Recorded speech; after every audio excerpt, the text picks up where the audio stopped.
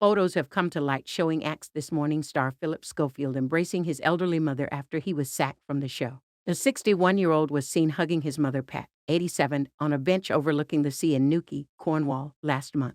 Pictures show the TV host revealing he had lost his job after admitting he had an affair with a younger male colleague who worked behind the scenes on the popular ITV program. The scandal has caused a bust-up between Schofield and his longtime co-host on This Morning and best friend Holly Willoughby, with claims she is no longer speaking to him. Holly, who has been off-screen this week, is set return to the sofa on Monday morning where she will give an honest personal statement about the scandal. But there will be no return in the morning for Schofield, who was seen with his mother on Friday, May 19th, as he was told he was no longer wanted by ITV. Schofield and his mother had driven from her home to their favorite fish and chip shop on Friday, May 19th, before heading out to Pentire Headland where they looked out over the sea, The Sun reports. The presenter, who had hosted This Morning since 2002, had been in the seaside town to support his mother as his brother, Timothy, was being sentenced for sex offenses against a teenage boy. The same day her youngest son was jailed for 12 years, Pat was told by her eldest child that he was losing his job. While getting fish and chips with his mother, Philip received a phone call from his manager telling him bosses at the channel wanted him to leave the show.